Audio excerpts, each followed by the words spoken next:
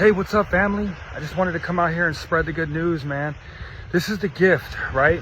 So, say once baseball got over and I'm wandering the planet and I can't figure out what I want to do with my life, and I've never had a real job before, and all I did was play baseball, go from stadium to stadium, and all of a sudden, right, I reached like my gift of desperation, like the worst day of my entire life, and I finally accept everything that I've done, and I finally then surrender to God. In jail of all places, I surrender to God. And where does he take me? The first stop on my journey is the Salvation Army, where I can learn about God's grace and I can be forgiven for everything. Where I can also learn about God's faith, man. I don't future trip no more. I used to future trip all the time during my baseball career. I don't future trip at all, man. I know that God's got me because I'm now handling my business in the moment. All we have is the moment. We have the moment now, and we have the moment 2 weeks from now, and we're always constantly going to be in the moment.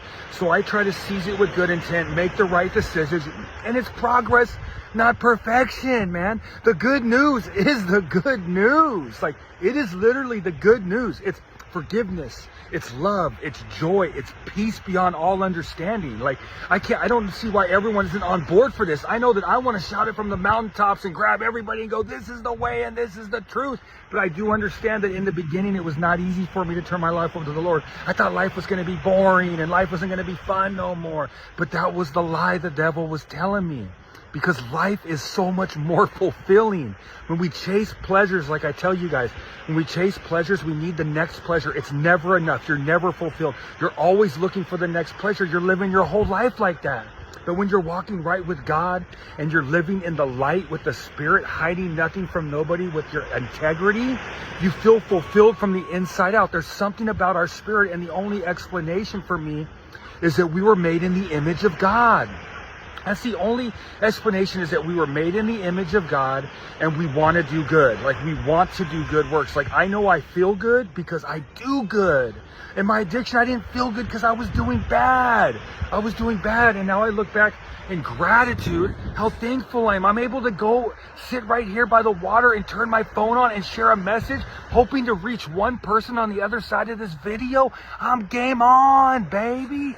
That's an unbelievable purpose, and this can be given to me. I'm physically gonna get tired. I'm physically gonna lose my strength one day. But I could be doing this at 70. I could be doing this at 80. I could be spreading the good news. I could be doing this message. And I'm so thankful, because honestly, all I gotta do is wake up and be the fun, loving, caring Monty that always walked this planet. But now I don't got to go out there and pitch in front of a bunch of fans and throw against a baseball. Like, I don't have to pitch no more. So, hey, I just got to be fun, loving, caring with a great attitude, Monty.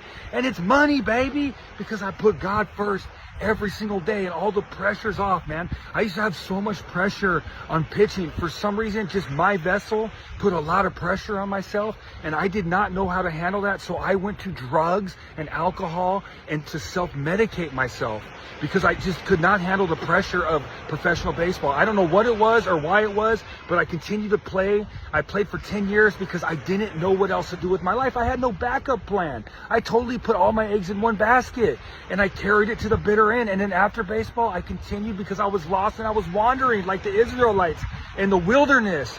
But the Lord, I accepted everything that I had done, and I finally surrendered to God when I was in jail. Of all places, the Lord plucked me out of earth, out of my hamster wheel of disaster. He plucked me out of society to strip me from everything that I had ever learned. And I believe this with my whole heart. There's no denying this. Took me to jail, and the first step on this trip, on this journey, the first step was the Salvation Army, where it's just unbelievable. And if you hear about the history of the Salvation Army, I can't help but not believe that I was supposed to be in there. That was an ordained divine intervention for me to go there and learn about God right there in Jesus Christ. It had to have been. There's no other answer, because William Booth created it for addicts just like me. He created it. And I learned about God's grace to feel forgiven. And then I learned about his faith, so I don't future trip no more. I don't worry about the future. I continue to seize the moment with good intent. And the Lord should take care of you. The Lord should take care of you because of good karma. Because of good karma. I step outside of my comfort zone constantly because now I have this amazing tool called faith. It's the good news. I wish I could just give everybody the good news. I wish I could just hit everybody on the head with the good news that everybody want to get this thing. But I understand that it's not easy at first because you think life's not going to be fun anymore. You believe all that, you know, but that's the devil trying to keep you away from the good news, because life is going to be more fulfilling and more amazing and more unbelievable because of the change of perspective, man. Nothing has to happen but this amazing change of perspective that the Lord gives you. I'm so thankful to be able to turn my phone on and spread the good news. You know, I just wanted to come down here and just share the message, man. Any chance I get, man. Let's have a great day. Hey, happy Monday. Let's have a great week. Stay positive, stay up, put God first. Let's go, baby.